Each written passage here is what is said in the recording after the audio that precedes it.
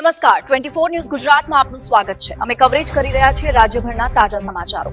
સૌથી ઝડપી અપડેટ્સ માટે જોતા રહો 24 ન્યૂઝ। રાધનપુરમાં બીજેપી દ્વારા સ્થાનિક સ્વરાજ્યની ચૂંટણી માટે સેન્સ પ્રક્રિયા શરૂ કરવામાં આવી। સ્થાનિક રાજકારણમાં આગામી પેટા ચૂંટણીને લઈને ગરમાવો અનુભવાઈ રહ્યો છે। રાધનપુર જલારામ મંદિર ખાતે ભારતીય જનતા પાર્ટી દ્વારા રાધનપુર, સાંતલપુર અને સમી તાલુકા તેમજ રાધનપુર નગરપાલિકા વોર્ડ નંબર 2 માટે સેન્સ મેળવવાની કામગીરી શરૂ કરવામાં આવી છે।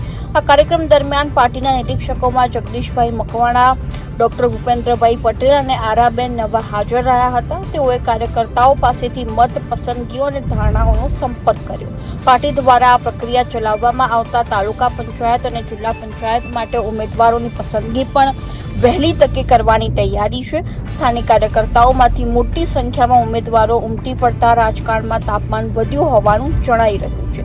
આ રીતે રાધનપુરમાં ભાજપ દ્વારા શરૂ કરવામાં આવેલ સેન્સ કાર્યક્રમ સ્થાનિક રાજકારણમાં મહત્વપૂર્ણ પગલું ગણાય છે, જે આગામી ચૂંટણીના પરિણામોને સીધો પ્રભાવ આપશે।